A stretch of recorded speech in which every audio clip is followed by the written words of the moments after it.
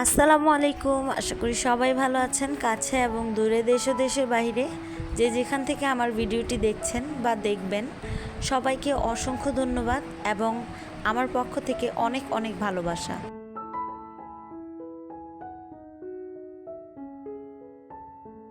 আমার এই ভিডিওটা আমি আরও অনেক দিন আগে করে রাখছিলাম, মানে আমার হাজব্যান্ড যেদিন অসুস্থ হয় সেদিনকার ভিডিও। আমি ভাবছিলাম যে পরের দিন এই ভিডিওটা আপলোড করব। তো এটা আমি সম্পূর্ণ আর কি এডিট করে রাখছিলাম, শুধু ভয়েসটা দেইনি। তো এখন ভয়েস দিতেছি। আসলে সেদিন আমি আদা রসুন যখন ছিলেছি সেই ভিডিওটা তো আপনারা দেখেছেন। তারপরের দিন দুপুরবেলা আর কি আমি এই যে আদা রসুনগুলো ব্লেন্ডার করে নিতেছি। তো দেখতেই থাকুন আমার ভিডিওটি, ইনশাল্লাহ আপনাদের কাছে ভালো লাগবে। আর যদি আমার ভিডিওটি আপনাদের কাছে ভালো লাগে, নতুন আপুদেরকে বলছি, তাহলে প্লিজ আমার চ্যানেলটিকে সাবস্ক্রাইব করবেন, পাশে থাকা বেল আইকনটি অন করে দিবেন, যাতে করে আমার নতুন ভিডিও ছাড়া মাত্রই আপনার কাছে পৌঁছে যায় আর আপনি দেখে নিতে পারেন।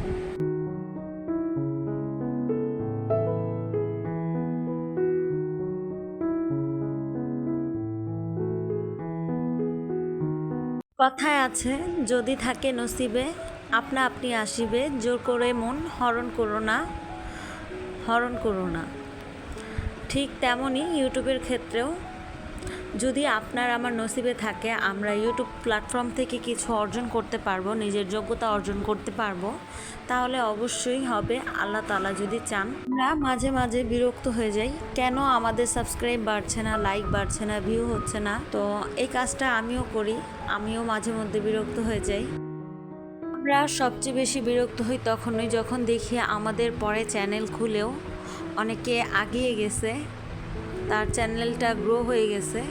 তো তখন কিন্তু আমরা বেশি মন খারাপ করি, তারটা হলো আমাদেরটা হলো না। আগে একটু ভিডিও সম্পর্কে কিছু বলে নেই। এই যে রাইস কুকারের ঢাকনাটা আমার শাশুড়ি যখন ভেঙে ফেলছে, এতদিন তো রাইস কুকারের ঢাকনা ছিল না। তো সেদিন আর কি দুপুরবেলা আমার হাজব্যান্ড রাইস কুকারের ঢাকনা নিয়ে আসছে, আর এটা কিন্তু হচ্ছে বিকেলবেলার ভিডিও। তো আপনাদেরকে দেখিয়ে দিলাম রাইস কুকারের ঢাকনাটা। আর এই তো লবণ শেষ হয়ে গেছে, তো এখন লবণ ভরে নেব ডিব্বায়। যা বলতেছিলাম, আমরা কিন্তু এসব বিষয় নিয়ে বেশি মন খারাপ করি, এটা আমাদের জন্য একেবারেই ঠিক না। আমাদের ভাবতে হবে কিভাবে আমরা ভিডিওর কোয়ালিটিটা একটু সুন্দর করব, ভিডিওটা কিভাবে সুন্দর করলে আমাদের লাইক বাড়বে, সাবস্ক্রাইব বাড়বে, ভিডিওতে ভিউ হবে, আমাদের সেগুলো চিন্তা করা দরকার। আমরা তা না করে আমরা খালি চিন্তা করি যে কেন বাড়তেছে না, কেন হচ্ছে না। চেষ্টা তো করতে হবে, আগে আগে চেষ্টা করি, অবশ্যই হবে ইনশাল্লাহ। আমিও কিন্তু অনেক আফসোস করি, আমার চ্যানেল খুলেছি আজকে 9 মাস, অথচ এখনও আমি 500তেই আগে যেতে পারলাম না।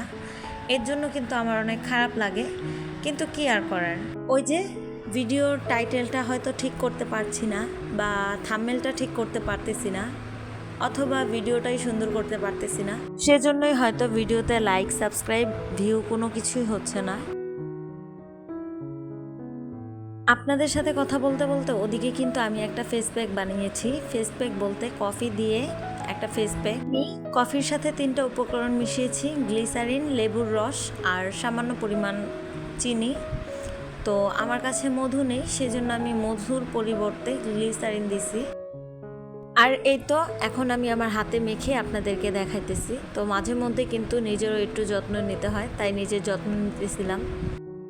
আর এই ফেস প্যাকটা কিন্তু শুধু লাগিয়ে রাখলেই হয় না, এটাকে কিন্তু হাতের সাহায্যে আলতোভাবে একটু ঘষতে হয়। তো আমি 15 মিনিট পর এই যে আমার হাতটাকে একটু পানি দিয়ে ভিজিয়ে নিতেছি, কারণ এগুলো সব শুকিয়ে গেছে, টান টান হয়ে গেছে। তো এখন রুমালের সাহায্যে আমি হাতটাকে পরিষ্কার করে নেব। হ্যাঁ, পাত্রে যে পানিটা দেখতে পাচ্ছেন এটা কিন্তু কুসুম গরম পানি, আমি কুসুম গরম করে নিয়েছি পানিটা। তো কুসুম গরম করে তারপরে হাতটাকে আমি রুমাল দিয়ে মুছতেছি, যাতে করে হাতের ময়লাগুলো উঠে যায়।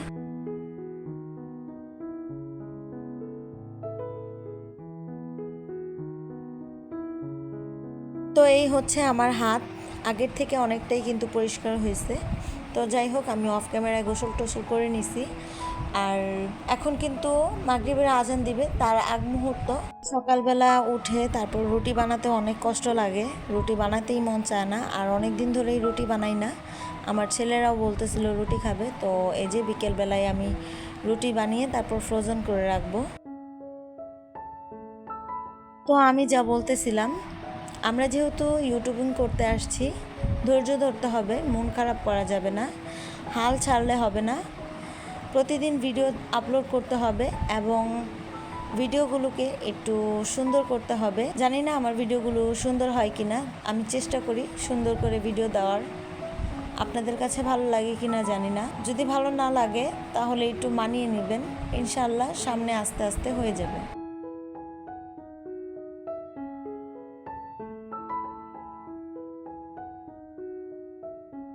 তো এই তো আমি আটাটা কাই করে নিলাম, এখন রেখে দিব কিছুক্ষণের জন্য ঠান্ডা হওয়া পর্যন্ত।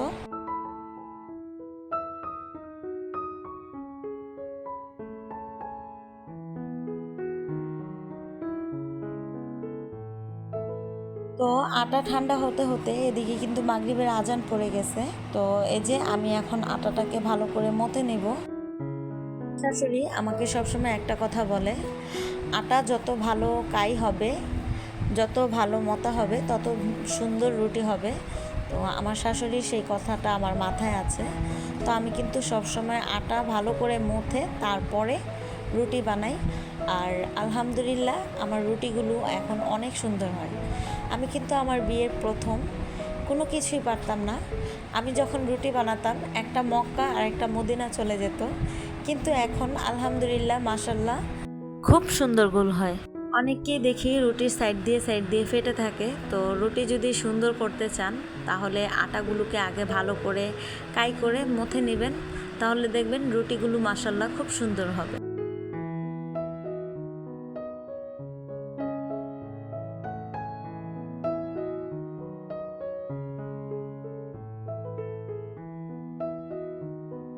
তো এই তো আমার আটা মথা হয়ে গেছে, এখন আমি রুটি বানিয়ে নিব, তো দেখতেই থাকুন।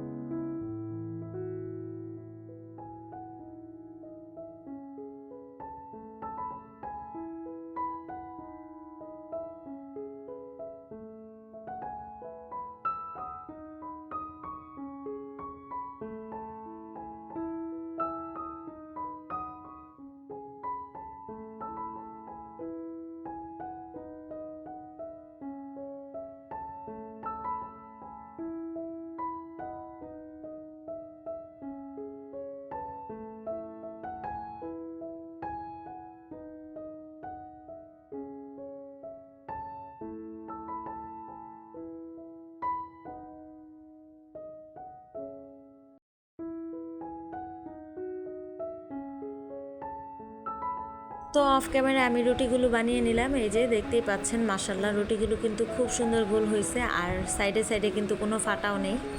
তো এই যে এখন আমি রুটিগুলো বানিয়ে নিব। আমি এখানে রুটি বানিয়েছিলাম ফ্রোজেন করার জন্য, অথচ আমি রুটি তাওয়ার উপর বসিয়ে একটা ধ্যানে চলে গেছি, কল্পনায় মগ্ন হয়ে গেছি। এদিকে আমার রুটি এক পাশ হয়ে গেছে। তো কি আর করার, সেই রুটিটাকে আমি পরোটা বানিয়ে ফেলছি। আসলে মাঝে মাঝেই না আমি কোনো কাজ করতে নিলে এমন একটা ধ্যানে পড়ে যাই, এদিকে আমার জিনিসপত্র আর কি, তরকারি হোক বা যে কোনো জিনিস নষ্ট হয়ে যায়। আপনাদের সাথে এরকমটা হয় কিনা অবশ্যই কিন্তু কমেন্ট করে জানাবেন। তো আজকের মতো এখান থেকে বিদায় নিচ্ছি। সবাই ভালো থাকবেন, সুস্থ থাকবেন এবং আগাম ভিডিওর দাওয়াত দিয়ে রাখলাম। সে পর্যন্ত সবাই ভালো থাকেন। আল্লাহ হাফেজ। আসসালামু আলাইকুম রহমতুল্লাহি ওয়া বারাকাতুহু।